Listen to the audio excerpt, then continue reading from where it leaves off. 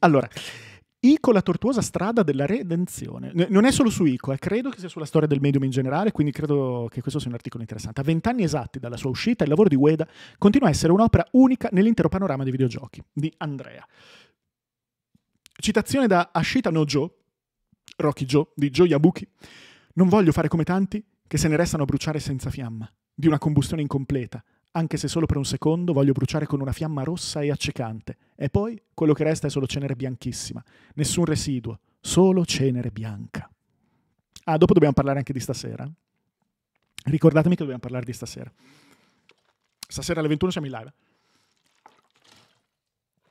Io e voi.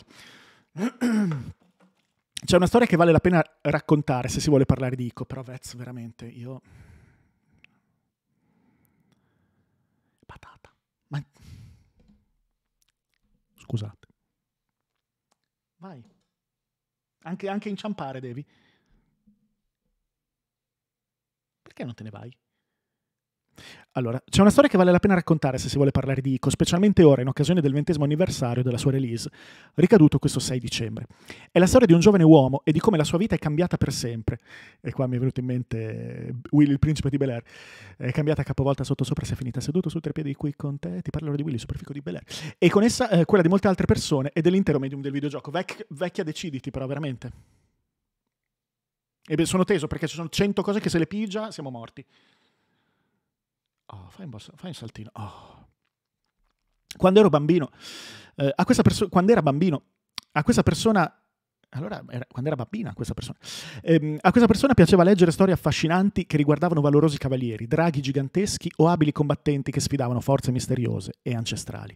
Divorava quelle storie a dozzine, ma spesso si imbatteva in delle barriere quando leggeva una parola di cui non comprendeva il significato. E qui già abbiamo tutti capito. Ah, è lui, la biografia dell'autore, sì!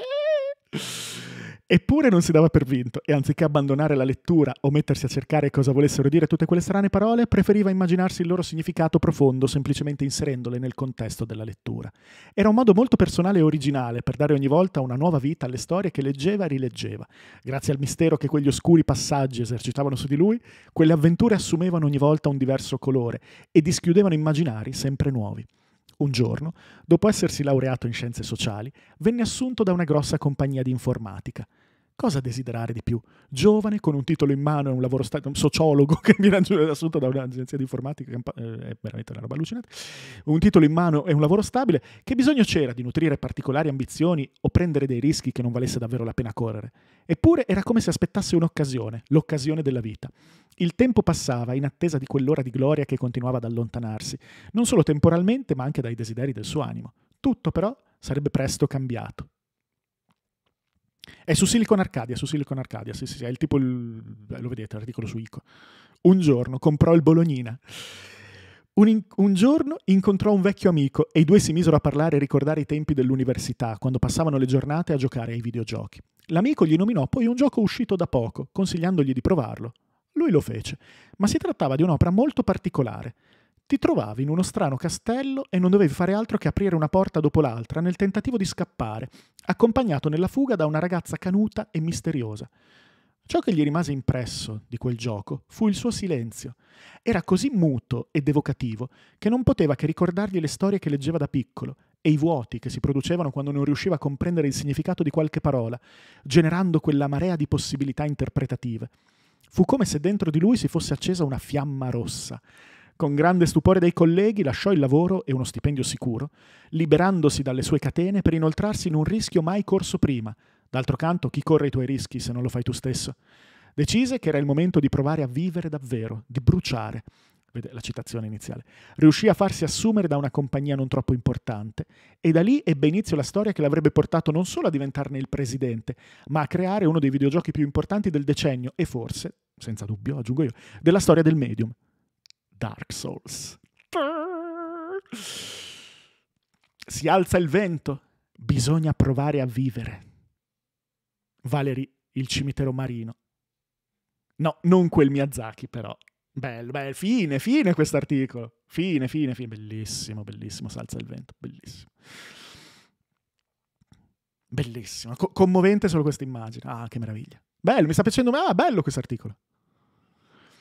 Questa è la storia di Hidetaka Miyazaki, ma in questa sede non discuteremo di lui o dei suoi videogiochi, questo sito se ne è già occupato più volte, quanto del videogame al centro dell'incontro che ha cambiato la sua vita e perché sia stato così fondamentale. Nota a piedi pagina. Proprio in occasione del 20° anniversario di ICO, Hidetaka Miyazaki ha dichiarato: da un punto di vista personale, dopo essermi laureato all'università e aver cominciato un nuovo lavoro, sono rimasto lontano dai videogiochi per un po', quando mi è capitato su suggerimento di giocare a ICO a casa di un amico. Fu un'esperienza bellissima e silenziosa, una storia che non mi sarei mai immaginato, e mi dispiace per il mio amico, ma rimasi placidamente commosso e silenzioso. Fu così che lasciai l'azienda per la quale lavoravo all'epoca e cominciai a lavorare per From Software. Non esagero quando dico che fu il gioco che cambiò la mia vita, e sono fiero che si tratti di ICO e del gioco del signor Ueda. Congratulazioni per il 20° anniversario di ICO, signor Ueda. Da fan aspetto con attenzione i tuoi nuovi giochi. La mitologia, forse i suoi avrei tradotto. La mitologia che scorre attraverso i tuoi giochi, incluso ICO, è sempre stata un mio obiettivo. Da notare che, in occasione dell'anniversario, altre importanti figure del mondo dei videogiochi e del cinema si sono unite nel tesserne le lodi per il suo ruolo visionario, dal Neil Druckmann, che lo ha definito il suo gioco preferito di sempre, a Yoko Taro, passando per il regista Guillermo del Toro. Ah, quanta bella ciccia, bella. E ne è arrivata un'altra. È l'incontro con Ico, il videogioco che accese in Miyazaki come una scintilla che ripristinò la sua umanità e che ancora oggi, a 20 anni esatti dalla sua nascita, è in grado di dirci qualcosa di più su cosa siamo e come solo il videogioco sia in grado di rappresentare in maniera unica, attraverso il suo equilibrio tra narrativa e gameplay, la propulsione scapista insita dentro a ognuno di noi. Ico e Yorda in fuga in questo paesaggio dalla copertina, molto de Chirico, come tutti sappiamo.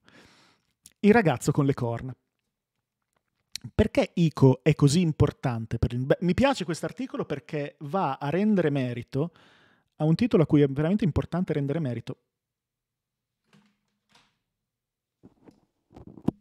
Aia. Aia. Aia. Hai capito che non devi stare qua? Scusate. Perché ICO è così importante per l'industria videoludica e perché Miyazaki fu tanto colpito da quel gioco, al punto tale che le sue opere possono dirsi dirette emanazioni del titolo d'esordio di Fumito Ueda? Pur essendo un'opera difficile da penetrare, di non facile fruizione con un gameplay del cazzo, esistono in ICO delle idee, delle ambizioni, dei concetti che lo rendono unico ancora oggi, a 20 anni esatti dalla sua pubblicazione, nonché un'opera fondamentale che ha segnato un importante snodo sulle possibilità del videogame. Quanto cazzo ho fatto bene a leggere questo articolo? Possibilità che, per l'appunto, Miyazaki intercettò al punto tale da usarlo come una delle fonti primarie, non solo per l'aspetto narrativo e misterico delle sue opere, ma, come vedremo, anche per il loro level design.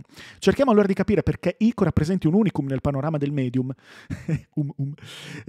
scusate, concentrandoci in particolare su alcuni elementi del suo impianto di gioco e che l'hanno reso nel lontano 2001 uno dei punti di partenza della legittimazione definitiva del videogioco come forma espressiva. Apprezzo,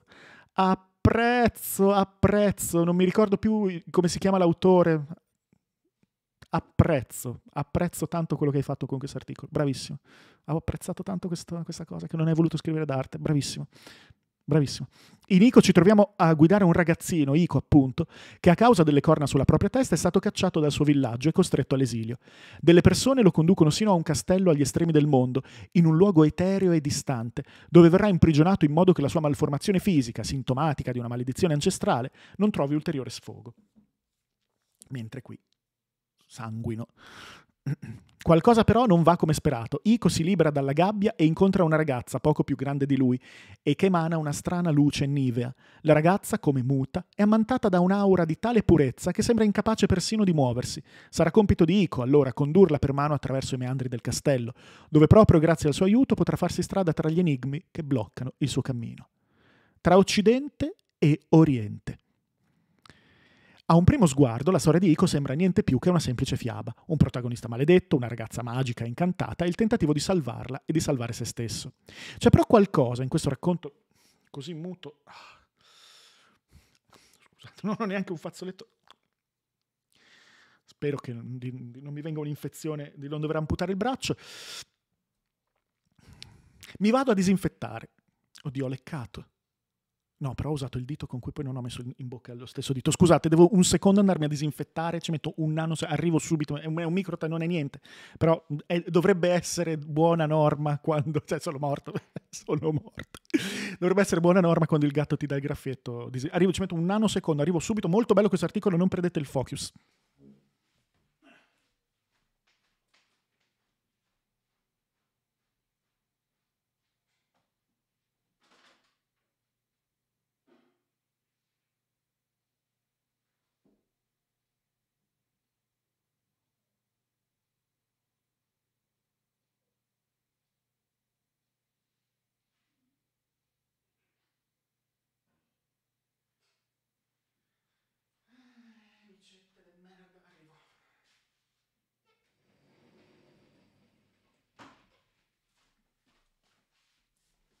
Eccomi. Le ho chiuse fuori. C'è la permadeath. A me mi hanno detto che bisogna disinfettarti e quando No, non sono mutato, sono qua. Quando i gatti ti graffiano. Vabbè, comunque... C'è però qualcosa in questo racconto così muto ed evanescente in grado di dirci di più su chi siamo e sul nostro stare al mondo. La storia del giovane Ico è la storia di un protagonista rigettato, marginalizzato dal mondo a causa di una colpa non propria, il fatto di essere fisicamente diverso. Questa deformità apre degli interrogativi sulla sua stessa natura. Si tratta di una malformazione o di una lenta metamorfosi? Perché, se la natura di Ico è quella di avere le corna, viene marginalizzato soltanto adesso dal suo villaggio? Se queste domande accompagnano sin dall'inizio il giocatore, che avrà così il compito di decretare le proprie sentenze a riguardo, ciò che sarà meno evidente è come la storia personale di Ico affondi le proprie radici nella tradizione orientale e in molti dei temi a essa cari. All'esilio, all'esclusione, all'emarginazione si accompagna l'indicibile impurezza fisica di Ico, cui fa da contraltare l'assoluta perfezione metafisica e corporea della principessa Iorda. Ciò che però colpisce è come temi orientali vengano veicolati con una sensibilità spesso occidentale, si pensi ad alcuni dei topoi letterari presenti nell'opera, quali la strega cattiva e la principessa da salvare, nonché l'ambientazione cavalleresca del castello, praticamente estranea al gusto e alla storia orientale. Ma questo conflitto estetico tra Oriente e Occidente continua e va più a fondo, sino al suo design narrativo, dove Ico è in grado di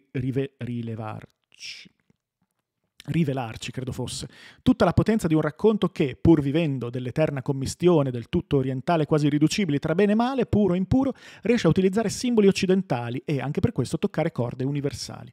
Scegliamo di concentrarci su un simbolo in particolare che rappresenta non solo il cuore pulsante del racconto metafisico di Fumito Ueda, ma anche della sua ambientazione pura e del suo level design, il castello. Attraverso il ruolo simbolico giocato dall'imperscrutabile roccaforte di Ico è possibile carpire tutto il suo intimismo e la sua matrice anche occidentale. Ico è il labirinto kafkiano.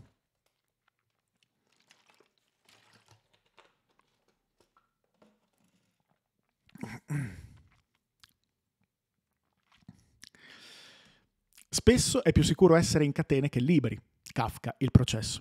Nel 22 Franz Kafka, maledette, scrive uno dei suoi romanzi più noti, Il Castello, che lascerà incompiuto e non pubblicato, dando all'amico Max Brod il compito di bruciarlo dopo la sua morte. Brod sceglie invece di pubblicarlo. Nel racconto il protagonista, di nome K, viene invitato al castello ai margini del villaggio, ma la strada che vi conduce è irta e interminabile. Per quanto K si sforzi, è come se il castello si allontani da lui, e ogni strada non fa che condurre a un luogo diverso. Il castello è un luogo di enigmi, di meccanismi intricati e burocratici che a fatica si sbloccano.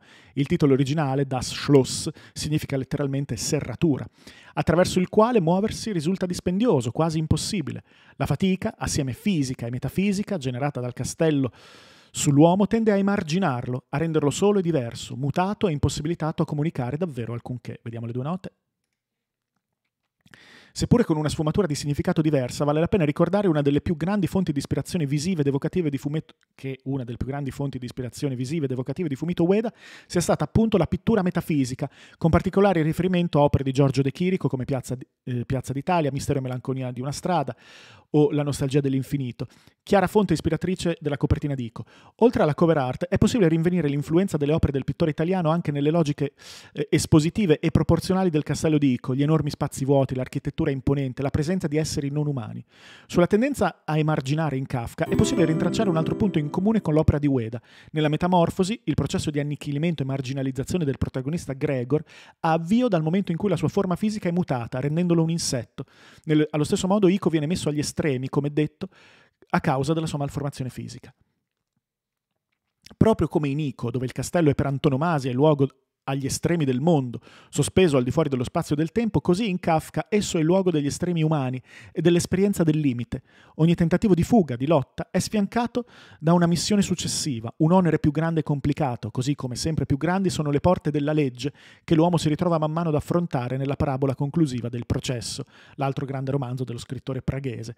E proprio così come più grandi sono di volta in volta le porte che Ico dovrà superare per andare avanti e concretizzare il suo tentativo di fuga. Mi viene in mente la iconica animazione dei Souls, no? Dell'apertura dei portoni, non so perché, ma inevitabilmente è un'immagine che sale in questo momento. Grazie Marf, grazie mille del Prime e dei 15.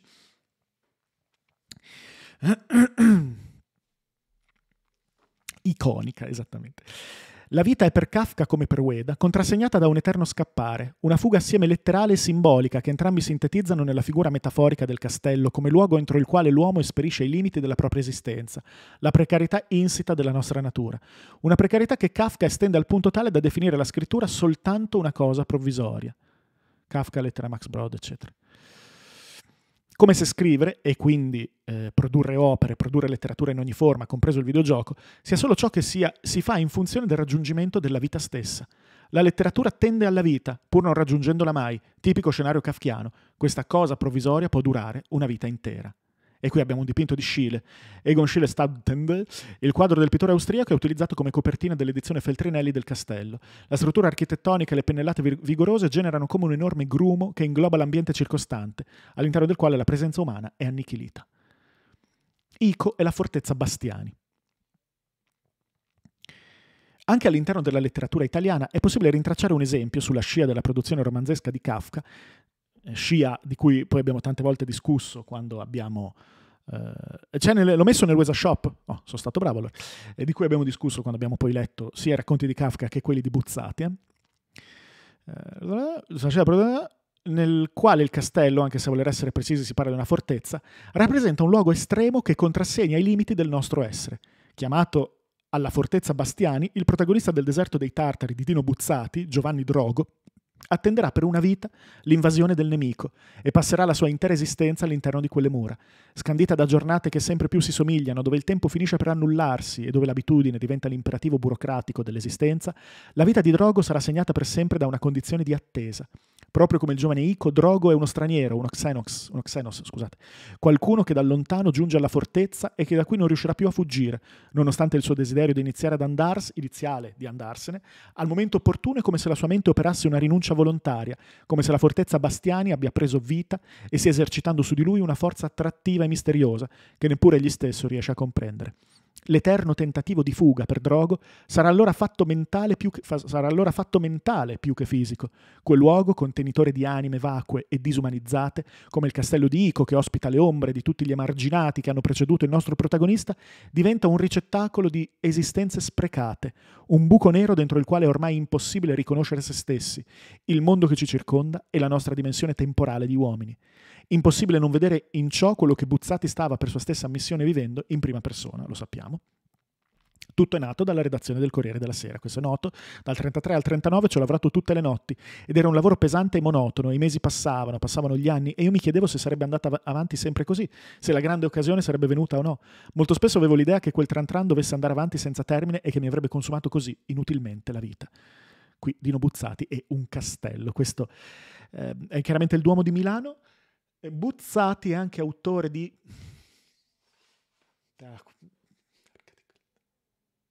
poema a fumetti che io ho, ma non so dove, e credo che questa illustrazione sia la copertina dell'edizione Mondadori di Poema a fumetti. Di fatto la prima graphic novel è di Buzzati.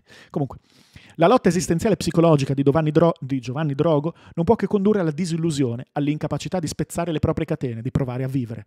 A più di 40... Bellissimo rimando poi a quel Miyazaki, l'altro di prima. Ma che bello st'articolo, mamma mia, che bello quest'articolo. A più di 40 anni, senza aver fatto nulla di buono, senza figli, veramente solo nel mondo, Giovanni si guardava attorno sgomento, sentendo declinare il proprio destino dal deserto dei Tartari. Design e coerenza. Esiste poi un altro aspetto, questa volta un fattore puramente tecnico, relativo al castello di Ico che merita di essere sottolineato, vale a dire la sua coerenza in termini di design. Quando uscì nel 2001 attraverso la sua unità di luogo, Ico dimostrò a tutti quale fosse il valore di una mappa compatta, uno dei primi esempi nella storia del medium. Il castello di Ueda possedeva una verosimiglianza tale da rendere l'ambiente non solo evocativo e tetro, ma era un esempio perfetto di coerenza topografica. Attraverso il castello, spostandoci da una sala all'altra o salendo sui bastioni e osservandolo da fuori, era possibile da un lato comprendere meglio come affrontare e risolvere gli enigmi, dall'altro realizzare come quell'opera di puro design avesse così tanto da dirci attraverso la sua semplice architettura, che era come se il castello stesso divenisse un personaggio vivo e parlante, solita metafora, che se interrogato avrebbe potuto dirci di più su quel mondo. Un altro leitmotiv, quello della coerenza topografica da cui Miyazaki avrebbe attinto dichiaratamente a piene mani per creare le sue opere un decennio più tardi. Devo un attimo idratarmi.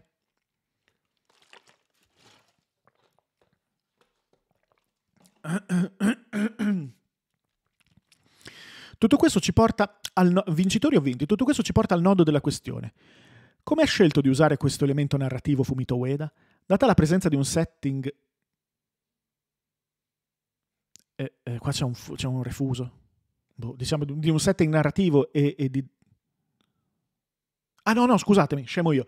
Data la presenza di un setting e narrativo e di design così forte, come si compie la sua personale visione poetica e letteraria? Se negli autori sopracitati a prevalere è un messaggio di pura disillusione, di attesa, di perdita di valore delle cose, la vena di Ueda è redentrice, come un'epifania rivela in ciò, come un'epifania rivela in ciò una dimensione che, come detto in precedenza, possiede una sensibilità non solo orientale ma universale.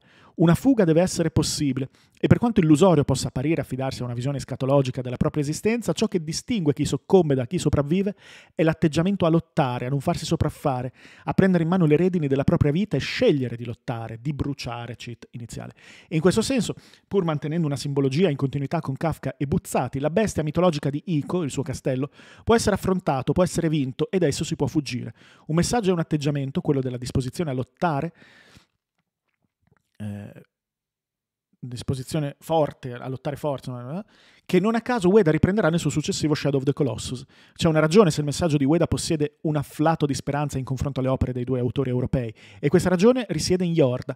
Oltre al valore simbolico della purezza rappresentato dalla ragazza, in maniera molto più immediata e fiabesca, c'è da intendere la sua presenza per il ruolo che essa gioca, come semplice compagna di viaggio, come controparte che, al contrario di K e di Giovanni Drogo, rende Ico meno solo.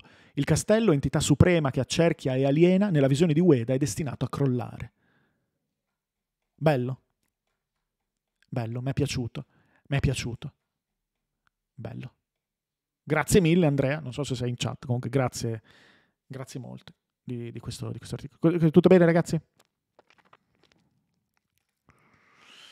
Figo.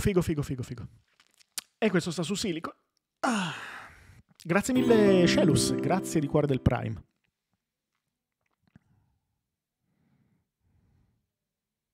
No, non ho detto che Ocarina è un bel gioco ma non un capolavoro. Ocarina è stato più che un capolavoro, è uno dei giochi più importanti della storia e a suo tempo è il gioco più bello del mondo, quindi altro che capolavoro, è comunque un gioco che è invecchiato abbastanza.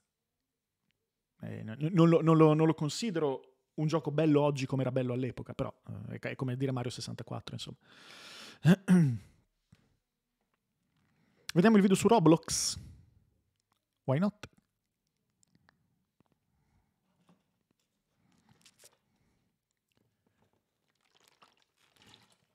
Non sono molto d'accordo, Reset, sinceramente.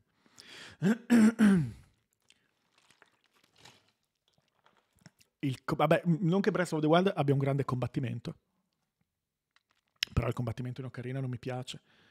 E ha un sacco di meccaniche vecchiotte, come i tunnel che devi imparare dove passare, eccetera. La telecamera. Non so, cioè, è un gioco che ha i suoi anni, ovviamente. È stato superato dai successivi per mille cose. Non ha assolutamente il fascino esplorativo, anche perché comunque non fa parte del filone del primo Zelda di Breath of the Wild, ma di quello di A Link to the Past. Insomma, è metroidiano, diciamo. No, ma ci sta Reset, ci mancherebbe. Anzi, vuoi scrivere un articolo per Silicon? Magari. Nessuno ha scritto nulla su Ocarina, ragazzi. E cosa vogliamo fare? Vogliamo vedere il video su Roblox? Tiz, ti scoccerebbe rilinkarlo, perché io non l'ho perso. Eccolo qua, aspettate. Allora. Il mal di testa. Spero che il volume non sia eccessivo. Ti blocca. Puoi provare Momenti in formulazione liquida. Pronto? Aspettate. Da bere, facile da mandare giù. Bene. E sa d'arancia. This story began when I learned 3 stunning... Pensavo fosse più... come sempre pubblicità molto alta. Outrun è una Gaggerlandum. Ho mai giocato a Outrun e l'ho giocato in sala giochi all'epoca, negli anni 80. Con il primo force feedback, e che non ho giocato a Outrun. Ma di cosa stiamo parlando? Mi hai preso per una persona giovane? Vediamo Roblox. things about Roblox. If you don't know much about Roblox, today it is the most popular video game in the US and Europe. played by 200 million, mostly young people every month. Roblox is more of a creative platform than a game, though. It's a downloadable portal to a Non a caso quando si parla di metaverso, il buon Matthew Ball tira sempre fuori anche Roblox. staggering quantity of multiplayer games of all different genres that are all just a little bit floaty and janky. That's because anybody can download Roblox and use its free tools and free hosting to start making and monetizing games. And an astonishing number of people have done just that. Where today Steam hosts almost 55,000 games, Roblox hosts more than 20 million experiences. Grazie per questo link. Era giusto dedicarci a Roblox, ma io non sapendone tanto, meno male che abbiamo un contenuto che lo spiega così bene. C'è un video follow up e vediamo. Which is what Roblox calls games because, legally speaking, it can't admit to selling games within Apple's App Store. Sapete anche questo, as that would make it a game shop within a game shop. Discorso di come Apple è stata molto più buona con Roblox che con Epic Store e che con Fortnite. So, those three things I learned that made me do the internet equivalent of a double take. 1. All of Roblox's developers do earn a cut of the revenue of everything they create, but that cut is shockingly small. To put it in perspective, Steam catches heat from game developers for taking 30% of every sale, while Epic and Microsoft's PC store take just 12%. Roblox claims that developers receive around 24.5% of any sale, although as we'll soon see, in reality they get even less. The second thing I saw? When Roblox went public on the stock market this year, it was valued at a staggering $41 billion. Grazie Mago, grazie del Prime. Ah, mi fa piacere. Anche a me ha dato dei gran feels. A value somewhere between Nintendo and Electronic Arts. Roblox is now worth 7 Ubisofts. And 3, in the words of Roblox's own Vice President of Marketing, Tammy Barmick, from the very beginning, it was about having kids develop games for other kids. These kids are not just hobbyists. They're doing real work that is driving the value of one of the biggest video game publishers in history. But with a cut that's just 1/3 of the industry standard and nobody looking out for their health, we had to ask. È interessantissimo perché questa cosa ti fa capire come si stia creando una generazione, non più di nativi digitali, ma in realtà di nativi designer, potremmo dire, se non proprio programmatori, in questo senso, con una cultura videoludica di secondo livello. È figa sta cosa? Is the next generation of video game developers being exploited before they've even finished secondary school?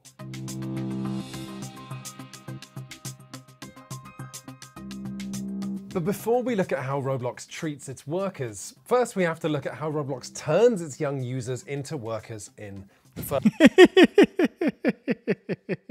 Furbi, sì, è lavoro minorile. Aspettate che metto 1.25 che qua si può. First place. So, the good thing about Roblox, as I've said, is that the tools are free, the hosting's free. The tools actually let you skip the traditional learning curve associated with 3D modeling, and Roblox even handles moderation of your players for you. But people just using Incredibile sta cosa. these free tools to get creative doesn't make Roblox any money. In fact, it loses the money because servers are expensive, which is why the moment that Roblox's core player base of 9 to 15-year-olds start playing, they are submerged in this idea that they could be an entrepreneur. È incredibile. L'idea di creare videogiochi fin da piccoli, l'idea fin da piccoli di essere imprenditori, e intanto però stai lavorando per la piattaforma. After all, it's impossible to play Roblox without making other Roblox users richer, because you're buying passes for their experiences, you're buying their cosmetics. But we're just getting started. The tabs at the top of Roblox.com are basically find games, find cosmetics, and start making stuff yourself. But if kids click on that, they see make anything, reach millions of players, and earn serious cash. Creators like you, it says, are being paid for what they love to do.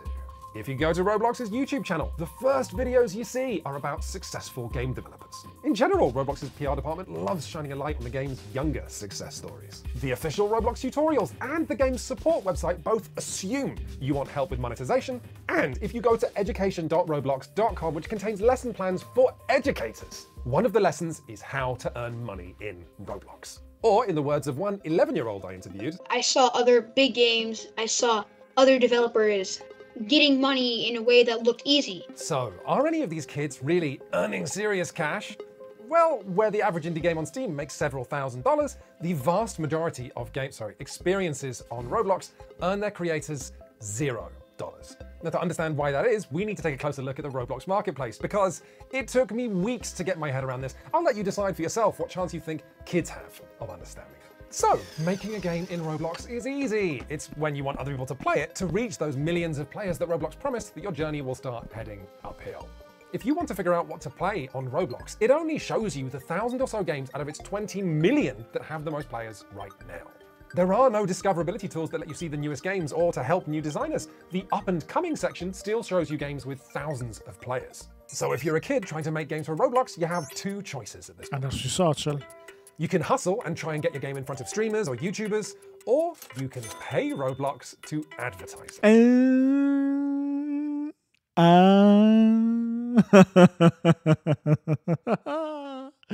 Ragazzi, che bello, che era molto importante acculturarci su questo gioco così immenso, su questa metaverse per bambini. È formativo, ma al tempo stesso sono un po' autori a proprie spese, esattamente. But to buy anything in Roblox, you first have to convert your real money to the company's virtual currency, Robux.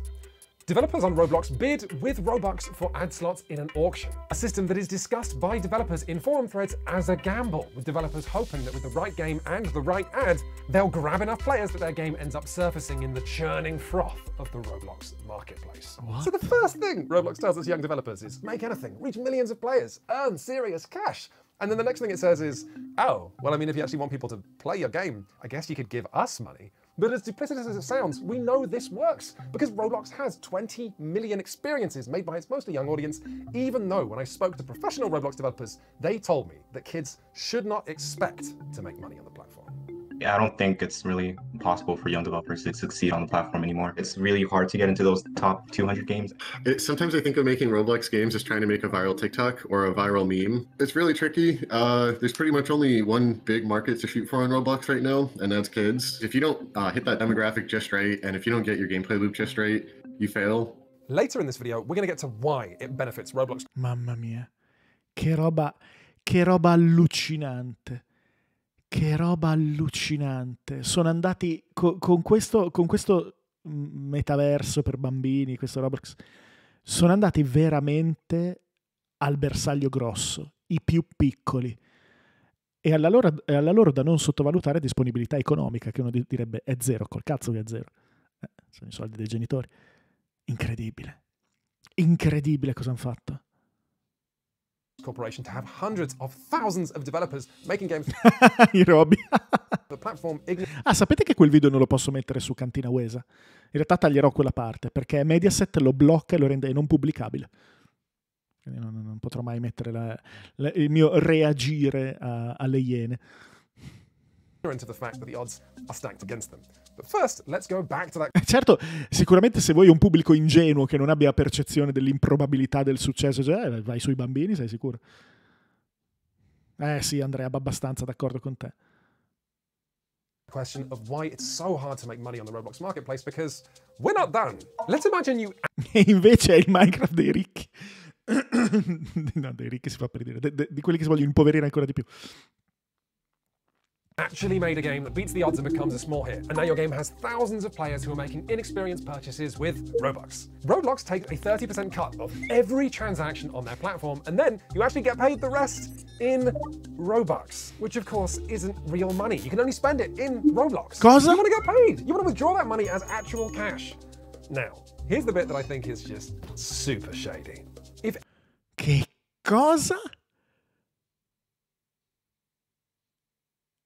any Roblox user wants to take Robux back out of their account and put it in their bank account as actual currency, the minimum withdrawal amount is 100,000 Robux, valued at around 1,000 US dollars. If you make $900 worth of Robux selling stuff you've made, your real life paycheck will be $0. Oh, and also, you can't withdraw anything unless you're first paying for a Roblox monthly premium subscription. Incredibile. Senza fondo e senza vergogna. Incredibile sta cosa, ragazzi. Ma è... Come può una persona... È un bambino. Porca miseria. Porca miseria. Now, let me make this part abundantly clear. This is a choice that Roblox Corporation has made. Entropia Universe, the world's only cash-based MMO that we did a video on last year, has a minimum withdrawal amount of 100 US dollars. In Second Life, it's just 10 US dollars. In making the minimum withdrawal amount so high, Roblox is just increasing the chances that you won't hit that cap, and so we'll just plow the money back into Roblox. Whether that's buying games or cosmetics or saving up to advertise your next game. Lots of Roblox developers even use their Robux to pay other Roblox developers to work on their game. And if they're not smart about how they pay these developers, Roblox will take a cut of that paycheck too. But for now, let's just imagine that you make a game and it's a hit, and you do make it to 100,000 Robux, so you're allowed to withdraw it, finally, to your real-life bank account. You see, Roblox buys Robux from users at a very different rate that it sells them. So withdrawing 100,000 Robux doesn't get you 1,000 US dollars, it gets you $350. Think about it. If your assets in Roblox become substantially devalued only at the moment you take them out of the platform, why not keep them on the platform in case you need them one day? And so, tons of Robux don't ever make it off the platform. Instead, they just go round and round with Roblox taking cut after cut. And so... Oh, signore. Ma è il male. È il male.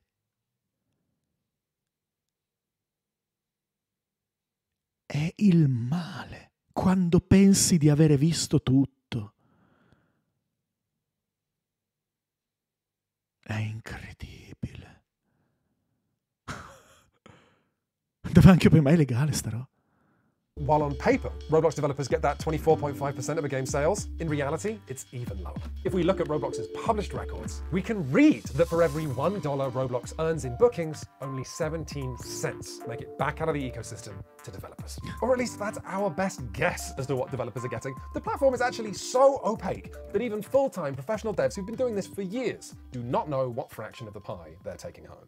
Like, you just have to roughly estimate it based off of like those exchange rates, and that's all you get. And by the way, the lack of regulation in today's tech sector is seeing a lot of historically illegal practices coming back again with a new lick of paint. Fantada, è bravissimo comunque, mi piace come l'ha messa giù, eh. The lack of regulation of today's tech sector is causing a lot of... Today's tech sector is seeing a lot of historically illegal practices coming back again with a new lick of paint.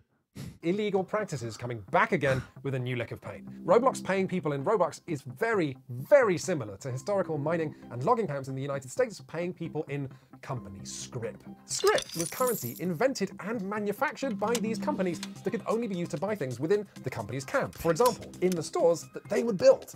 The mining camps like paying people in scrip for the same reasons that Roblox does. One, it means workers spend their money at the company, which makes the company rich. Ma è terrificante. È terrificante. È terrificante. È terrificante. Two, workers become more afraid of breaking company rules because companies can take away their ability to spend scrip, essentially confiscating their paycheck. And three, scrip makes it harder for workers to quit their jobs because the moment they do, they get poor. È incredibile. Quando ho detto sfruttamento di lavoro minorile, pensavo di fare una gag. È incredibile. È veramente bello, sto qua è bravissimo questo qua, è veramente super super bravo. Vai a vedere i profili che hanno commentato il post che annunciava il blackout di Roblox. Non troverai persone con più di 10 anni. Piccoli renatini, davvero. Mamma mia ragazzi, ma che cosa cazzo abbiamo beccato? Grazie. Ma cosa cazzo abbiamo beccato? Io sapevo che era enorme, era una specie di Minecraft, i bambini creavano i giochi. Ma non sapevo nient'altro. Non sapevo neanche che ci fossero dei soldi di me. Che imbecille, dove potevano non esserci. Però ovviamente vai a immaginare una cosa del genere. Unbelievably, these camps would have booths where you could exchange your script for US dollars. No, togliamoci questo cacchio di coso di luddista. Cioè, criticare la tecnologia non significa essere un luddista. Se sei generalmente contro la tecnologia, beh, allora lo sei. Però la tecnologia va criticata e cioè, bisogna essere sempre critici e attenti. Ci mancherebbe altro. But the exchange rate hurt the worker, just like Roblox. Pensa. Guardate questa immagine. Rifacciamo la stessa cosa ma con i bambini. Che poi...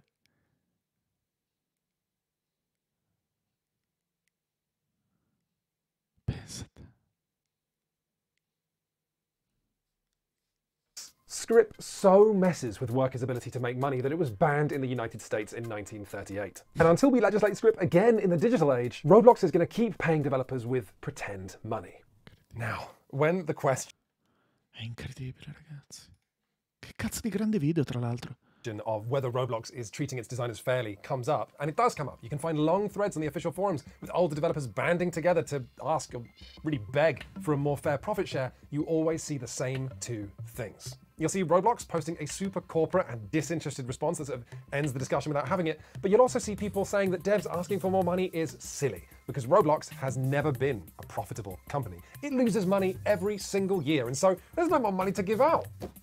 That is bollocks. Don't take my word for it. Take the word of the market analysts who have decided that as a money-making machine, Roblox is worth somewhere around the value of 7 Ubisofts. The idea that this company has no more money to give out is a repulsive one. Roblox is just doing the same thing as companies like Spotify, Uber, and Airbnb, something known as platform capitalism.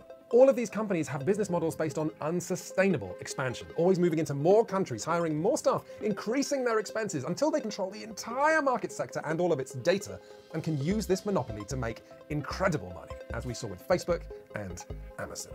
If Roblox wasn't losing money year... Voglio risentire questa cosa importante. Platform capitalism. Something known as platform capitalism. All of these companies have business models based on unsustainable expansion, always moving into more countries, hiring more staff, increasing their expenses until they control the entire market sector and all of its data, and can use this monopoly to make incredible money, as we saw with Facebook and Amazon. If Roblox wasn't losing money year after year, its investors could reasonably turn around and say, why not? And so when Roblox's developers come cap in hand asking for more revenue, there's never any left, even though the platform has 200 million monthly users and the CEO is a billion. 200 milioni, al mese. Because if Roblox were to give more money to developers, that's less money it could spend growing the platform and becoming a monopoly. We reached out to Roblox Corporation for an interview or comment on how they treat their young developers. They did not reply to us. Let's take a moment to put a human face on all of this. Was it harder than you expected to make Robux with your levels? That is definitely a big yes. This is Emil. Emil is 11, and he got his parents to send him to a special summer camp where he could learn to code for Roblox, and then he made a game all by himself. And the game flopped, and he ended up sounding like a disenchanted 30-year-old veteran in an 11-year-old's body. Even though Roblox says to encourage you to actually make games, the likelihood of you making a successful game is basically zero. You always compete with the people that have lots of money, and like, it'd be a problem if I showed you something because I'm... Anche lì ci sono le balene.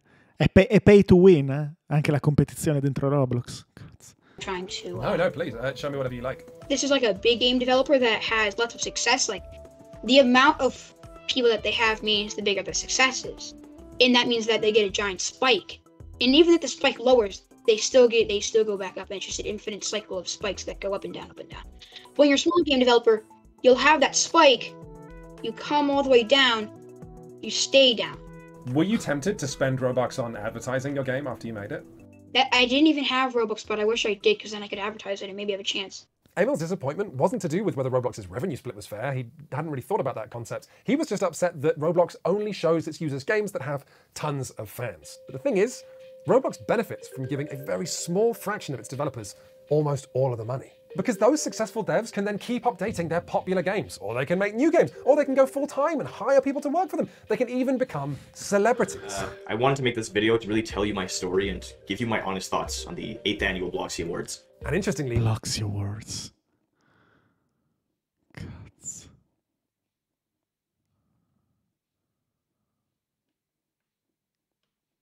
The only concession Roblox has made in recent years to do with giving developers more money gives even more money to the developers who were already making money. Experience-based payouts is a new sliver of Roblox's revenue that goes to the games that Roblox subscribers play for the longest.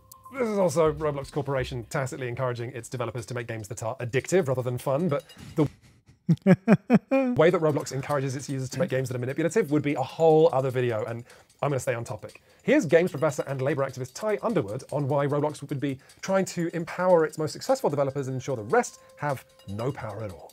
Comparing it to YouTube, you and I know of many YouTube channels where it's like, oh, well, I'm actually a boss with employees now, and so are all the top Roblox games. You can't organize bosses. Their interests do not align with workers. The workers' power comes from having the ability to stop production, and all bosses everywhere, it is against their interest to stop production. That does track with my experience. I reached out to one extraordinarily successful Roblox developer for this piece, and they did agree to speak to me on the condition that we didn't reveal their identity, saying, quote, "Despite some fair criticisms, we have a good working relationship with Roblox, and I wouldn't necessarily want to be directly featured or quoted in a video critical of their platform cut."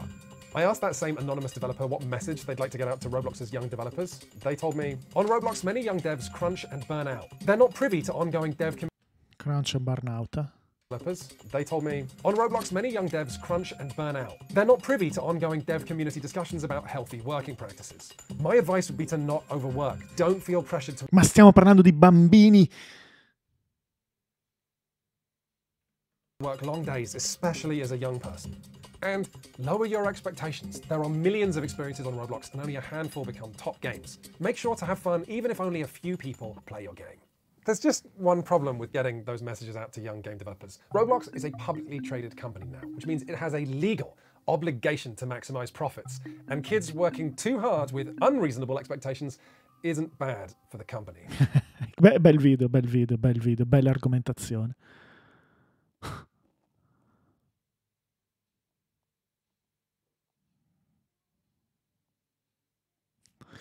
Ho conosciuto ragazzi che poveri di famiglia non potevano permettersi i soldi del gioco, giocando in cambio degli account di persone più abbienti per guadagnarsi Robux. And this is the heart of Roblox's success. In convincing its young users that making money on the platform is possible, it gets hundreds of thousands of young people pouring their imagination and spirit into making the next big Roblox success story. And while by my estimation, 99.9% of them flame out and make no money at all, that doesn't affect Roblox's bottom line one bit. Here's Genya again talking about his experience in the Roblox official internship program. For instance, in my class, I was the only person that released a game, and that game was the only game from the whole class that actually did well. And we had like 7,000 people online. And so it's kind of rare for those games to actually work. But then if some young wonderkind does make the next great thing on Roblox, there is nothing to stop an older team of developers taking the idea, refining it, re-releasing it. Questa cosa è assurda. Questa cosa è assurda. There is nothing to stop an older team of developers taking the idea, refining it, re-releasing it, and then advertising it. But whether young developers find success on Roblox or not, the platform benefits from young developers training themselves up before they've realized that the odds are stacked against them. And once they've done that, they're that much less likely to walk away. You can't take your game anywhere else. If I'm on Steam, theoretically, I could move my game to some, Epic or try to make a deal with Apple or something like that. But once you're in Roblox, it is impossible to extract your game or your work or even your skills from Roblox because it's such a idiosyncratic system to work with. And this is so infuriating for me, because if Roblox was actually operating with care for its young audience, it could be a great thing for the games industry. Free tools to get kids messing around and making stuff that their friends can come and play, also Infatti all'inizio mi sembrava una figata. for free. That's awesome. That anonymous developer who spoke to me told me that they wished Roblox had been around when they were a kid and trying and failing to make games in Flash. But that's not what makes Roblox money. What makes Roblox money is empowering kids to become workers with unreasonable expectations of what they can achieve on this platform in a way that would be illegal if it wasn't happening online. Of what they can achieve on this platform in a way that would be illegal if it wasn't happening online. So what can we do about any of this? The question of whether or not it is possible to do labor organizing with children productively is a really bizarre question with much older young people, young adults, who I'm just only now introducing the idea that your boss may have interests that diverge from your own in some cases, right? And this is mind-blowing. I think the answer in this case is that it should just simply be regulated, that Roblox cannot have people sell within their games, right? If their audience is largely children. And that's not usually what I reach for, because top-down regulation doesn't build worker power. But like in this case, it's like they're kids. It's what's going on here. It's a very weird and scary situation. And what about Emil, our 11-year-old game developer? What does he think should be done? Do you think that kids should be encouraged to try and sell things on Roblox? I think that kids should be encouraged, but they shouldn't be lied to about how easy it is, because it's not easy. Questo è ancora lì, questo ancora ci crede, Cioè vorrei solo che, sai quelli che criticano i giochi tutti randomici, no? È impossibile, devono arrivare più spesso gli oggetti speciali, ho speso tutti i soldi della mia mamma. Ecco, questo è... dovrebbe solo essere un po' più facile avere successo dentro Roblox, vorrei soltanto avere più Robux. But the one thing we know for sure is that Roblox is not going to legislate itself in a way that affects its ability to make money. Roblox is going to continue doing everything it can to scratch revenue out of its young, vulnerable audience, no matter whether they're getting fair pay, whether it's good for their health, or whether they're fully empowered to walk away. Thank you very much for watching this video, everybody. If you enjoyed it, please do share it.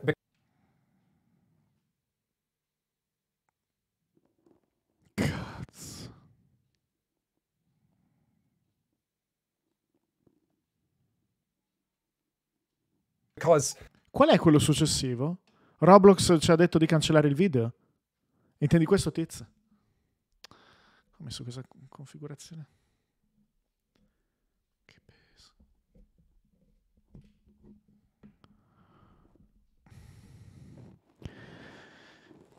Che peso.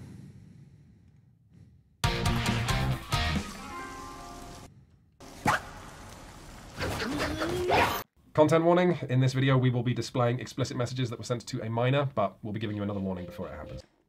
So, it's been a few months since People Make Games released our video titled How Roblox is Exploiting Young Game Developers. In it, we shone a light on how Roblox, which is today one of the largest video games in the world, encourages children to make games on its platform only to give them a tiny fraction of the revenue that their games make. We had concerns about the extent to which Roblox is a system that predates...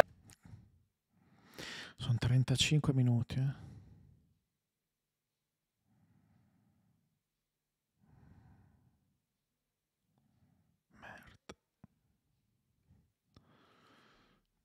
on child creativity, and overwhelmingly, you folks shared those concerns, with game developers the world over reacting with shock and anger at how Roblox was treating its creators.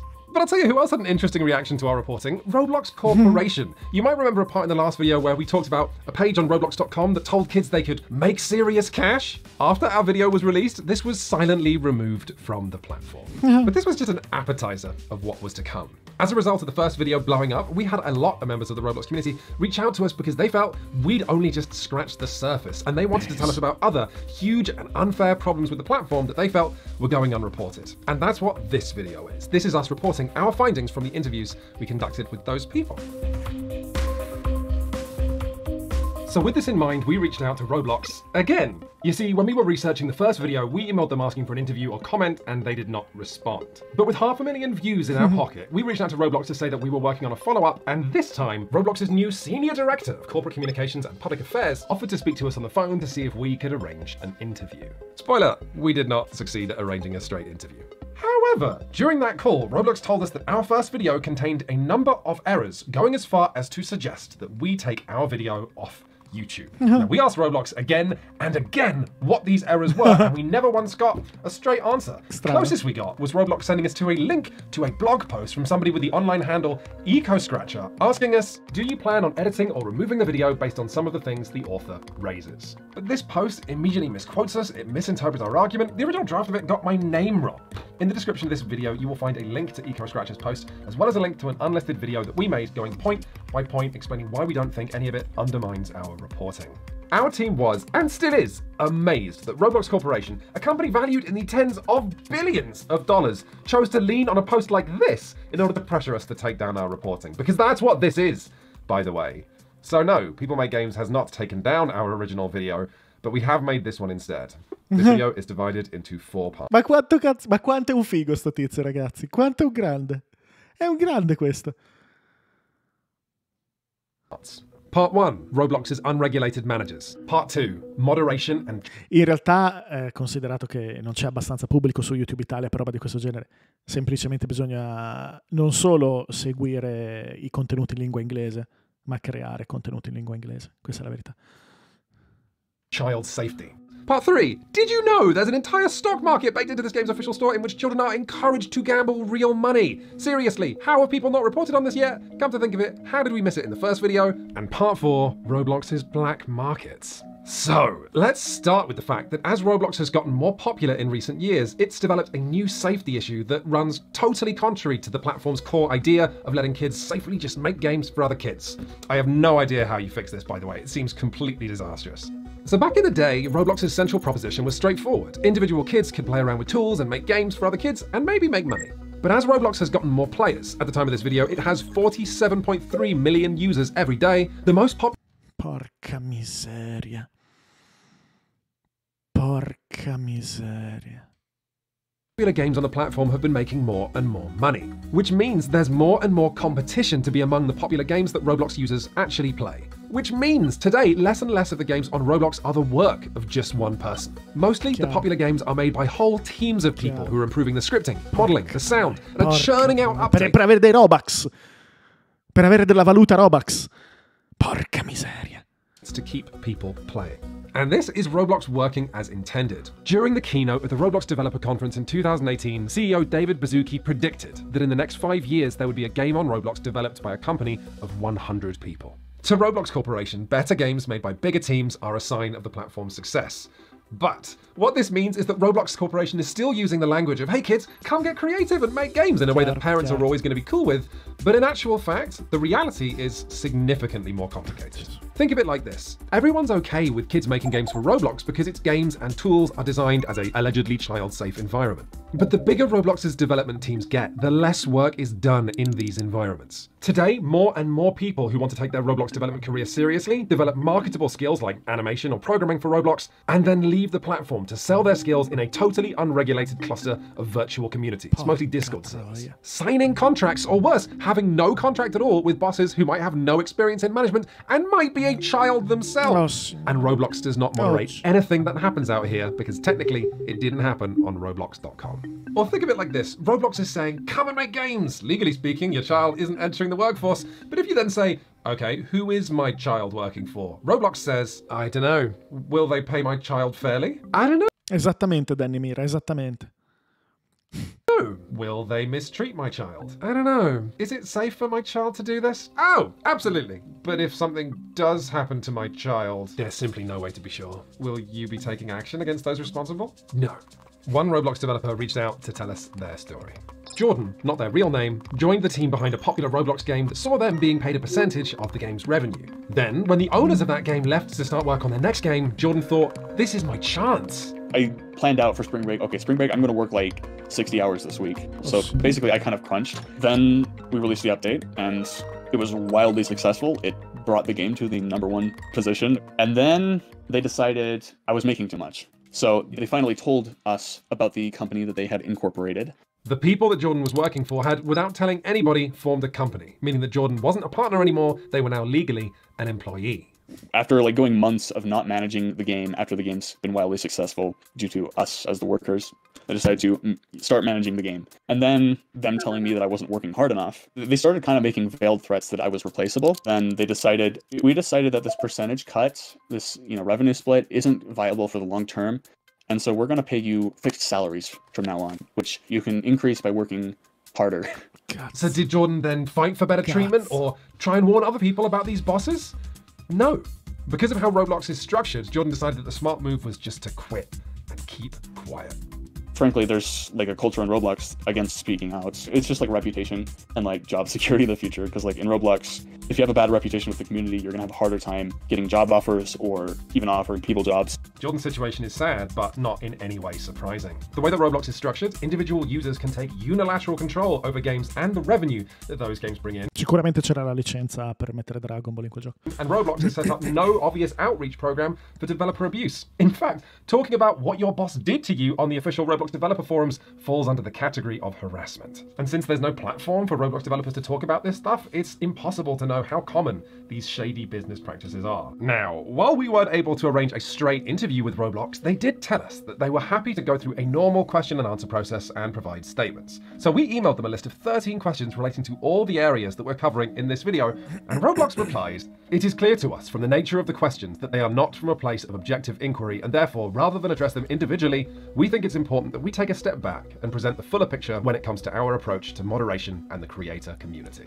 And that was followed by 6 bullet points that we'll be reading as appropriate, but here's the headlines. We asked Roblox, many of Roblox's young developers are working under other young developers with no oversight. What options does a Roblox developer have if they experience exploitation or unfair treatment working for another Roblox developer? And what tools have you provided Roblox users to know if they are being exploited by the people they're working with?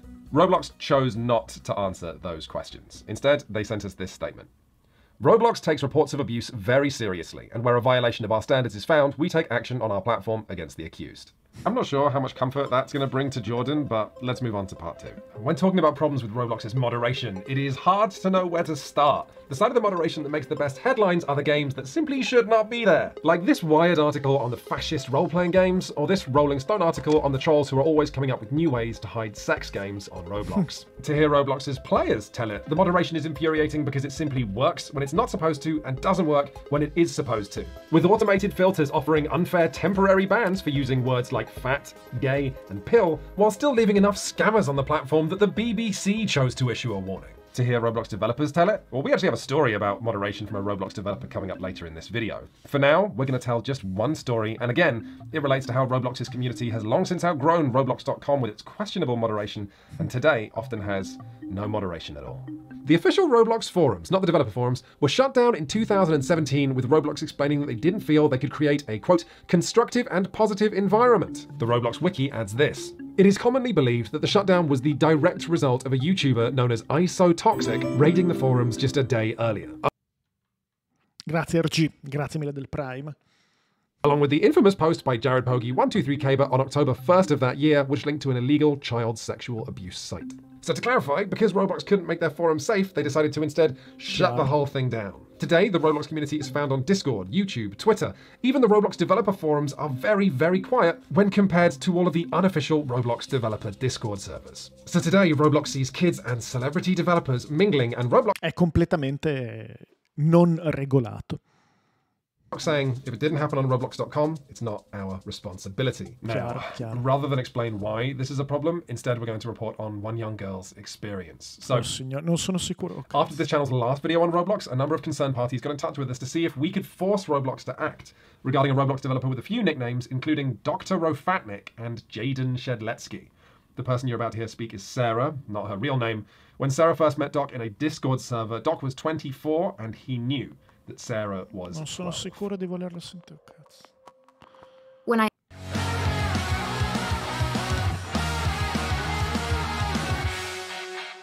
had first met him, he had mentioned his Roblox fan game, and I was like, hey, I like Roblox too. He was making a Roblox Sonic fan game. Ma queste... Ah, okay, Two things that had caught my interest at the time. So I asked him about it. Next thing I know, I get like 5 pings, and he sends me a bunch of GIFs of it. He's sending me progress of it already. He was the one who started taking the inappropriate jokes into DMs first.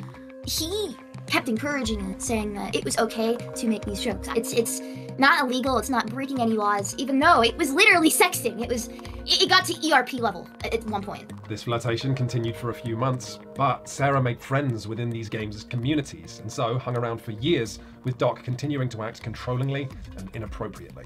It wasn't until 2020 that Sarah's friends were able to convince her that this behavior was not okay, and helped her to come forward with evidence of Doc's behavior. However, as anyone who's been following the Me Too movement will know, coming forward like this often has devastating consequences for the victim. It was relieving somewhat, but at the same time, because I wanted to do something about Doc for a long time. Then, a little after that, it was really anxiety-inducing seeing everybody start to formulate arguments. And then, the first, real bad thing that happened to me personally was when I randomly got pinged by somebody who actually does work for SEO. And fun fact, when he was 11 years old and he pretended to be a girl, Doc had also flirted with him before me. And he was just like, dude, what the f***'s your problem? Doc rejects you. And now you turned right around and tried ruining his life for attention. And I was like, what the f*** are you talking about? Doc released a video denying the allegations, going as far as including this audio of the developer still working under him, defending his character. The DMs that were exchanged between Jaden and the victims were not okay, but Jaden is by no means a pedophile. He understands the clear dividing line between jokes and serious, harmful actions against others. I'm just saying, what he did was extremely wrong, and I agree with you all of that, but he's not a f***ing pedophile. And this is Doc speaking. So let me start by apologizing for the things I've said. I know I shouldn't have said those things regardless of the context. Moving forward, I will not have this behavior. While I will not defend myself for the things I said explicitly, I will protect myself from the blatant attempt at character assassination. For as distasteful as the comments I made are, they weren't genuine, nor were they filled with intent. I did actually self-harm after the response video came out. I mean, I thought my reputation was destroyed now, you know? Well, anyone who had any involvement in SEO was going to see this. Now, after Sarah and her friends came forward with evidence of Doc's behavior, Roblox did delete Doc's personal account. Ma questo cazzo di Roblox è semplicemente da chiudere. Cioè, veramente, ma come cazzo fa ad esistere una roba del genere?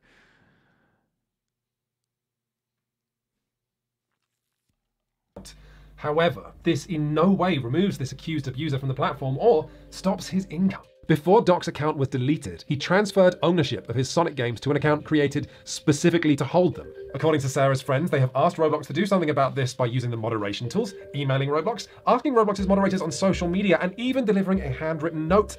Tanto nel momento in cui lo regoli, nel momento in cui gli impedisci di tenere un mercato interno come quello che lui ha già descritto, è come chiuderlo. Cioè, sì, ma cioè, basterebbero 2 regole e questo non fattura neanche un 600 millesimo di Ubisoft. Cioè, è veramente assurdo che una cosa del genere sia lasciata così libera. Così... Boh. Pensa a te, Kafka, ci hai giocato? Mamma mia. To Roblox headquarters, and the games are still there. While working on this piece, we were sent a 14... Stanno letteralmente facendo circonvenzione di incapace. Incapace inteso come il bambino. Non è incapace perché è stupido, è incapace perché è bambino. È letteralmente un sistema di truffaldino a danni dei bambini. Incapace legalmente, sì.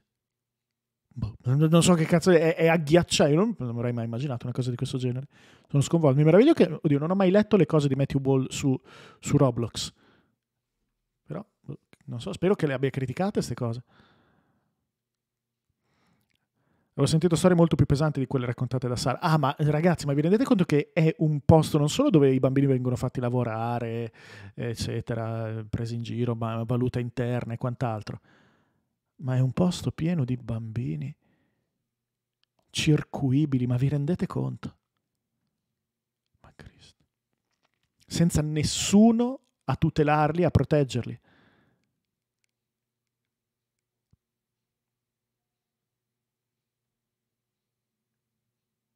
Ci sono giochi per bambini letteralmente con pupazzetti e cazzate varie in cui ad ogni passo devi pagare qualcosa per procedere. Davvero nessuno che pensa ai bambini, ma stavolta davvero. Ma che cazzo. 8-minute video of Roblox community members. Ma pensate ai genitori che pensano, così mio figlio impara le skill per, sai, oggi saper programmare. Sì, beh, il discorso delle balene di giochi come Fortnite non ha niente a che vedere. Harassing a developer who has since left the development team. Yeah, because you're stupid and you work with a pedophile and he pays you. Of course you're gonna disagree. I don't really care for the money, that honestly. It's more of a convenience. It's quite something, this video. You're watching a mob of people harangue a young developer for working for an alleged abuser because they feel there's no way they're gonna get a response from Roblox. We sent Roblox the following questions. After banning the creator of the game Sonic Simulator from Roblox.com, does Roblox still intend to leave the games on the platform generating revenue for the creator? And if someone is banned from Roblox, what safeguards are in place to stop them from making a new account and continuing their behavior? Included in the bullet points Roblox sent us were these responses. We have a large, expertly trained team with thousands of members dedicated to protecting our users and monitoring 24/7 for inappropriate content, and developers removed from our platform for policy violations also lose access to monetizing. Cioè non ha risposto That's not true! That's what all of these people are trying to tell them again and again. Doc is still publicly leading the development of his Sonic games, as this recent update video from him proves. Doc's ban did nothing. He still... Ma tra le altre cose, ma io non posso fare un gioco su Sonic se non ho la licenza. Still making money for Roblox and paying developers to come and work under him. Hello everyone, Chris here with a quick addition to this video, as Quinns was actually away when this part came through. So we also got in contact with Doc to give him an opportunity to comment on what we've just shown you, and here is his response. Now you can pause the video and read through the message in full if you'd like to, but perhaps most importantly, he tells us that the messages that were originally released by Sarah and 2 others who came forwards in 2020, some of which you've seen recreated in this video, were taken out of context. Although later on, he does also refer to his interactions as having been immature, problematic, and unacceptable. He also claims that those messages were not the reason he was even banned from Roblox in the first place, and in a follow-up told us that another one of his accounts was banned for something which led to several accounts being banned in one go, including his main one, but he didn't wish to explain what that ban was actually for. And finally, in relation to his role on the Sonic Eclipse online team, he says, SEO follows my original vision, but that vision has been entrusted to other people to execute the blueprint. If any staff members ask me specifically about that project, I will answer them. Which makes it sound like he's, what, an advisor? An external consultant? You're probably asking, what's up with the rest of SEO? Where is it at?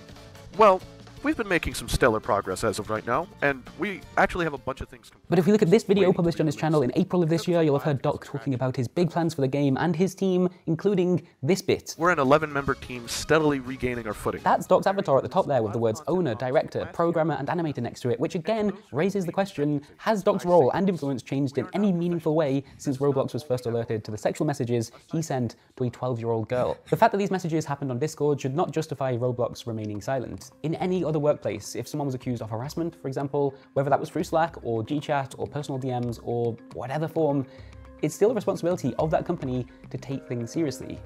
And again, it's worth pointing out here that we've asked Roblox about Doc continuing to earn an income on their platform, and they chose not to answer that question directly.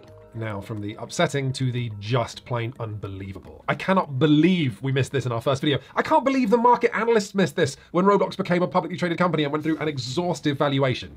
So, Roblox is one of the largest sources of children's entertainment today. Right? Think about other big children's brands like Lego or Disney. Think about what the market expects from these brands in terms of safety and care for their audience. Take a look at this. This is Roblox's homepage. If we just click the avatar shop and then collectibles, we arrive at something that looks totally normal but only gets more jaw-dropping the more you study it. A shop where any Roblox user, no matter their age, can gamble, potentially making big real-life profits, but more likely losing some or all of their investment.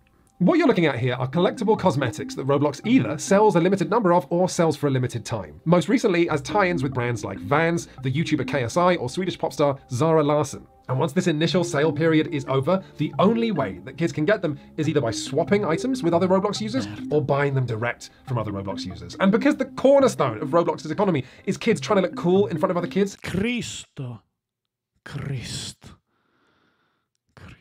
these items immediately skyrocket in value from the $5 or $10 that Roblox sells them for. For example, here's a sparkly blue fedora that sells on average for $15,000 US. What? What? But the important part here is that Roblox always takes a 30% cut. Il 30% ogni volta, giustamente, cazzo, incredibile. From any sale that happens on its platform. So the more absurdly overpriced these items get, the more money Roblox makes. Chiaro. There are so many reasons that this is dangerous and irresponsible. I don't know if Roblox knows much about kids, but they tend to not understand the value of money and they tend to make bad decisions. Scusate, devo leggere perché la 3D Girl si è scordata le chiavi, quindi adesso quando suonerà le devo aprire. We spoke to an Australian teenager called Jack who does a good job of showing why Roblox continuing to mint and profit from these collectibles is a nauseating example of the company putting profits before the well-being of its audience. When Jack was 13, he managed the impressive feat of making a... Ma il punto non è la compagnia, il punto è che queste cose non possono essere legali. Non può essere legali. Non può essere legale tutto questo. Non può essere legale tutto questo. Sì, davvero, qualunque cosa malvagia uno possa venire per la testa, ecco, fare meglio di Roblox è impossibile. È impossibile. Cioè, abbiamo trovato veramente il piano diabolico. A hit Roblox game, he called it Secret Pet Hatching Simulator, which made him 200,000 Robux. And in a heartbeat, he'd spent it. Certo, ma qui è interno, Qui è interno. Sì, esiste anche su Steam, il mercato degli oggettini di quelle stronzate lì. Non credo sia una cosa simile a questa, però. O sì? No, non credo funzioni così. Aspetta, è che io non mi sono mai occupato di quelle cose lì. Ah, beh, gli oggetti nei giochi. No, dicevo che su Steam ci sono quelle, tipo le carte, quelle robe lì. Certo, non puoi chiedere alla compagnia, vai contro il tuo profitto. Semplicemente è una cosa illegale.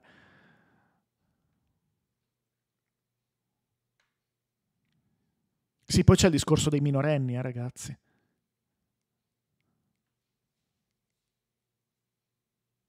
Ma pensate. Stupid back then, but like I spent it on stuff in the catalog instead of DevXing it into real money, which I really regret now. I spent like half of it and bought like 2 faces and a hat. And then after the other 100,000 finished pending and I got it in my account, I wanted this bigger item. It was called the Silver King of the Night. There are multiple answers to this, so I'm gonna have to ask you, why did you do this? Honestly, like, because I'd been playing the game for like 4 years at that point, and like I'd always been like looking in the catalog, always wanting those items, and like, you know, just finally being able to afford them. My mind just told me to go Siamo oltre la ludopatia, for it, you know. Worse, buying these items pushed Jack below the 100,000 Robux minimum withdrawal amount, so Jack had just gone from receiving a paycheck of almost 1,000 Australian dollars from Roblox to having a paycheck of $0. What would you have done with that money if you had it? With that money, I think I would have kept like 300 in savings just for later life, and I would have spent the other 550 probably to upgrade my setup and buy a new mouse and keyboard and stuff. Okay, you would have upgraded your hardware that would have been useful, I would say, for a young game developer. Yep. Why is Roblox selling to children items that cost like hundreds of Australian dollars? Yeah, it's pretty mind-boggling. Like, I would never spend that much money in real life. But Jack's story gets worse. It's not just irresponsible of Roblox to sell kids these items, it is dangerous for Roblox to let kids be in possession of assets that are this expensive. After Jack had bought these items, a Roblox developer that he'd been talking to for a couple of months that he thought was his friend sent Jack a file that Jack thought was an asset to help with Jack's next game. I downloaded this file off the Roblox website, which actually contained a cookie. You can get into their account just by having the cookie. He sold the limited items for like pretty cheaply and made a quick, like, I think it was like 50K after he sold them. I hate myself because of it, because like with that money, I could have made like my parents proud. Jack then went through Roblox's appeals process, and they responded that they couldn't help because Jack had sold the items himself. Jack sent in another ticket and got the same response. Jack sent in a third ticket and this time got the response that they couldn't help him because the transactions had happened more than 30 days ago. But at least Jack still had his profitable hit game, right? Well, no, because in another win for Roblox's superb moderation, his game had been deleted through no fault of his own. In Roblox Studio, there's something called the toolbox where like you can get assets made by other people and use them for your own game. And then the game got banned because I wasn't allowed to use something that Roblox had provided to me. Some stranger, it turned out, had harvested resources from someone else's game and uploaded them to the toolbox illegally, which meant Jack was using them illegally, even though he'd been provided them by official Roblox channels, and his game, his work, his income was deleted. Jack's learning Unity now. But all of this, the selling collectibles to kids, is actually only half of what makes the collectibles market so disturbing. Because the market tells all Roblox users what the original price of these items was and a chart of how that price has changed, Roblox has created and continues to support a stock market for users to gamble on their children's platform. With Roblox continuing to take a cut each and every time they're sold between. Incredibile, cosa hanno creato? Cosa hanno creato? Hanno detto, qual cazzo è l'utenza dei sogni, la più truffabile, la più circuibile che esista, se non i bambini? Incredibile, veramente il nulla. Players. This is a breathtakingly irresponsible feature to put in a game where around half of the users are aged 12 and under, especially so when there's no warning anywhere on this page about how much you might lose and no upper limit of how much you can spend. Whether you have a few $100s, a few thousand, or a few tens of thousands, there are items here for you to buy. Roblox does have this warning pop up that the exchange you're about to do involves real money, but this is only shown when you're buying Robux, something most parents will do for their kids with a credit card. If you're a kid who wants to spend their money, there's no such warning. Look at this. You can buy a collectible as easy as click, and my money's gone. There is a reason that societies do not allow children to gamble. It's because you can't rely on them to have a firm understanding. Questo per chi pensa che siano dei fighi, no? Ho letto in chat, ma è una figata, non capisco cosa c'è che non va. Ragazzi, bisogna fare quello step in più, Of money, of risk, of addiction. Most adults I know don't have a firm understanding of all three. I once rode in the back of a taxi with the driver telling me his winning strategy for roulette for 20 minutes. But even worse, because gambling and investing are both seen as adult activities, kids are going to be that much more likely to want to do those activities because kids want to sono tutte attività altamente regolamentate. Act like adults. Roblox should be warning children about the collectibles market, not encourage them, and certainly not trying to keep the whole feature continually exciting by minting new collectibles and working with pop stars to get kids excited. To date, they have minted 12 different Roblox Gucci handbags. Dio mio, Dio mio. Dio mio. And just as a point of reference, actual adult stock market trading apps are required by law to issue a warning that you can lose as well as make money. People Make Games was contacted by one source who made a lot of money trading these collectible items and today works in venture capital. He was only willing to speak to us on condition of total anonymity, which is why his quotes are going to be read by my colleague, Chris Bratt. Ultimately, what they've made here is something that lets kids trade extremely valuable, non-fungible tokens. And they can't actually do that because of the nightmare of regulations they would have to navigate. Even the currency of Robux right now, the legality of that is really questionable. We asked Roblox, with regards to the collectible store, does Roblox consider it responsible to market items costing tens of thousands of dollars to children? And does Roblox consider it responsible to display statistics such as a price chart and original price for collectibles, implying that children can make money buying such items? Roblox did not respond, although in response to a different question, they did tell us that parents can set spending limits on Roblox, but judging by the amount of headlines around the world of kids running up outrageous bills accidentally, you've got to wonder if this is a setting that should be switched on by default. But also, spending limits that parents can turn on is hardly a bulletproof solution when users on Roblox can make money themselves without involving their parents at any point. And this brings us on to part 4. This is our talking.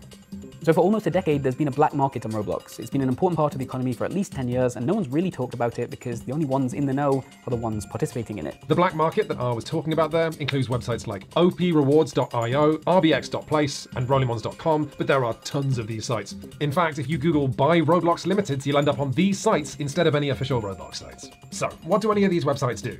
Well, you know how if you're selling one Che cazzo è successo ai sottotitoli, per Dio? these expensive collectible items on Roblox, Roblox will take 30% of the sales price. And do you remember how Roblox buys your Roblox at just a horrible rate so you don't get dobbiamo toglierli. much actual cash for the Robux you sell? These websites connect Roblox users who want to buy or sell collectibles and Roblox users who want to buy or sell their Robux. So if you're a kid who wants a Roblox Gucci handbag for cheap, you can buy it straight from a seller. Or if you're a Roblox developer who wants to turn the Robux their game earns into a bigger real-life paycheck, you can sell your Robux to users directly and make way more money. This hasn't been talked about for various reasons. Obviously, if Roblox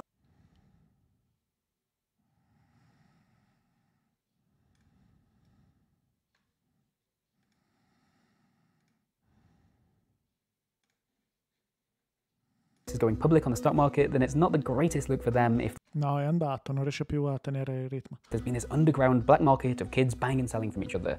And because these trades are happening outside of Roblox, there's no way they can moderate it or even track trades to punish scammers. But also, let's be clear, as anyone who has tried pirating anything ever will know, illegal websites are not safe places for kids to end up. There's malware, credit card phishing, scams, hidden fees. These websites will make kids watch videos or fill out forms, to say nothing of the fact that kids have to get legally creative when it comes to how to put their money into these sites. Now, it is in no way surprising that these websites exist.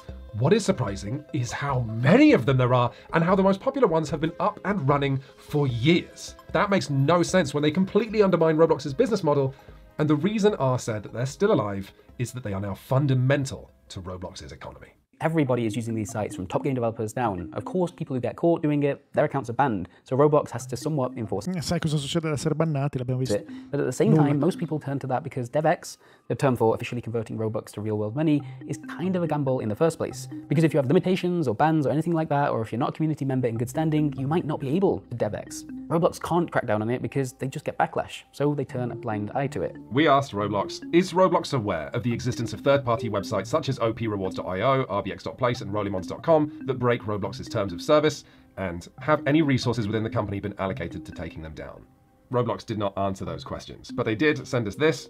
We encourage our users to keep their interactions and communications on the platform where we are able to monitor and intervene. Often, scams and other abuses happen off the platform on other sites. This is why it is expressly against our policies to direct users off-site. Really, Roblox? Is it really against your policies to direct users off-site? What about your company-wide policy of not acknowledging the existence of websites that give your users more money if they go off-site? What about your decision to shut down the Roblox forums because you can create a, quote, constructive and positive environment? Where did you think those users were going to go? People Make Games will probably not be making another video on Roblox because, frankly, investigating this company is just super depressing. The platform today is almost inconceivably massive and getting more power and more money by the day. In fact, just as we were finishing putting this video together, Roblox released their latest earnings report and the company skyrocketed in value once again. Roblox is now officially bigger than Nintendo. And this aspettavamo questo momento. Bigger than Nintendo. È successo.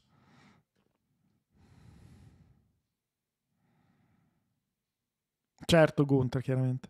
This success is alarming because Roblox right now is setting the standard for what society expects in the future of digital labor, of internet child. Certo, attenzione che sta per dire cose importanti. Roblox is now officially bigger than Nintendo.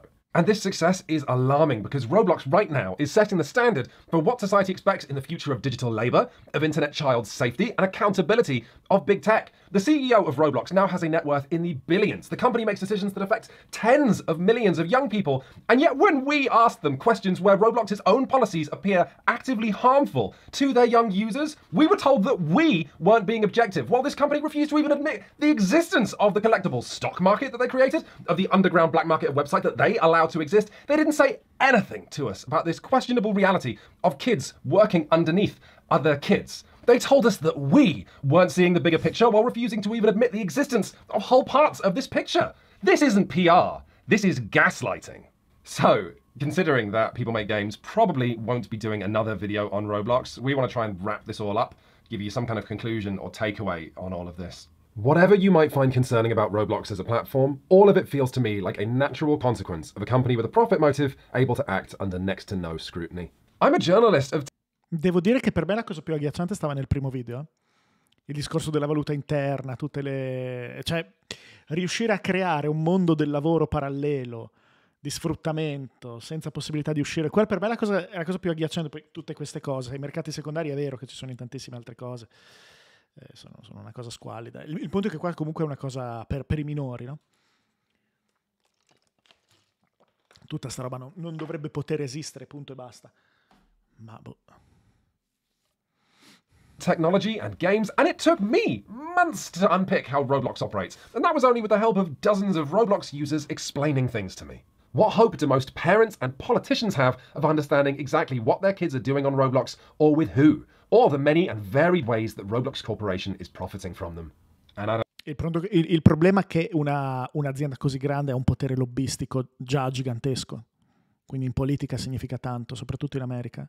I don't think Roblox has any inclination to help parents and politicians understand exactly how their business works, because right now Roblox is making money hand over fist, and they're not going to want to do anything that gets in the way of that, no matter how many young people shout that this is not a platform that values their well-being. Thank you very much for watching, everybody. Bravi. Grazie ragazzi per avermi linkato questi due video. Veramente di qualità. Porca miseria, non immaginavo che esistesse una cosa del genere, ma in effetti è la logica evoluzione di tutto quello che già conoscevamo. È semplicemente spostare oltre il limite. Andare fino in fondo. È andare fino in fondo questo Roblox. Abbiamo un problema, ragazzuoli. Mi meraviglia molto che Apple, che è stata così cattiva e severa con Epic, e infatti lo diceva Matthew Ball, Roblox ha solo cambiato una parola nella descrizione, eccetera, e tutti si stupivano, no? Giustamente, ma perché Apple non fa un cazzo Roblox, che pure è un mercato interno? Cioè, è tutto contro, no? Quello che hanno sempre impedito di fare a Epic. Che roba. Grazie muscolo di grano, grazie mille del Prime. Non pensavo, veramente assurdo. Comunque ragazzuoli, vediamo se mi ha risposto il tipo su Facebook. Scusate, sto facendo risate.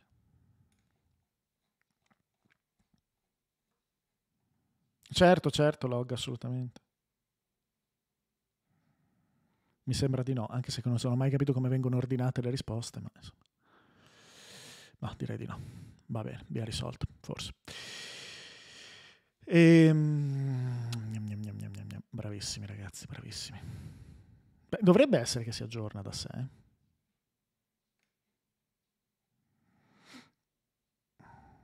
No, vabbè, direi che ci stiamo dentro.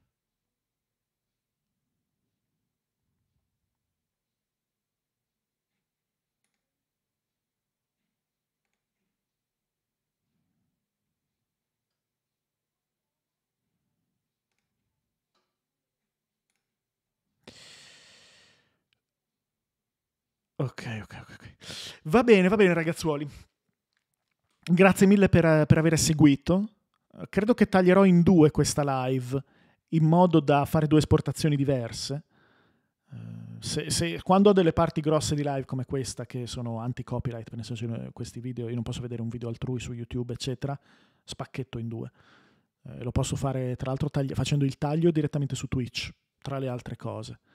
E la caster run di stasera, non so, ne dobbiamo parlare, sì, perché non so che fare, sinceramente. Cioè, mi sono un pochino rotto, cioè da un lato di fare il caster non mi va, e dall'altro di rifare la build vecchia. Cioè ci sta a provare a buttare giù Sullivan, però, perché non l'avevo fatto l'altra volta. Però c'è una run che secondo me non ha più alcun senso, e secondo me in vista di Elden Ring bisogna che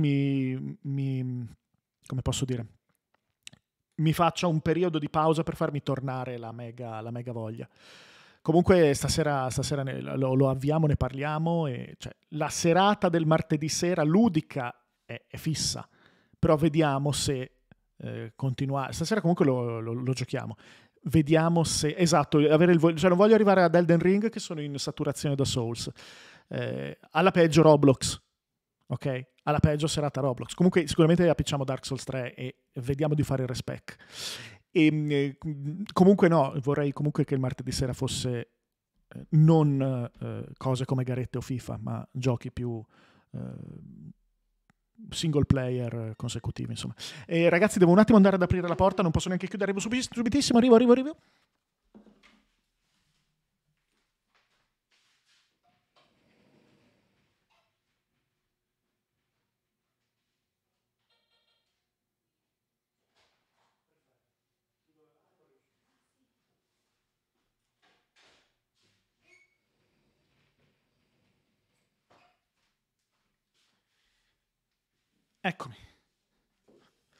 Eccomi, quindi insomma adesso vado a fare un account Roblox. Oh, allora cioè, si può diventare ricchi con... Ho capito bene, mi conferma, ho capito bene, con Roblox si diventa ricchi, giusto?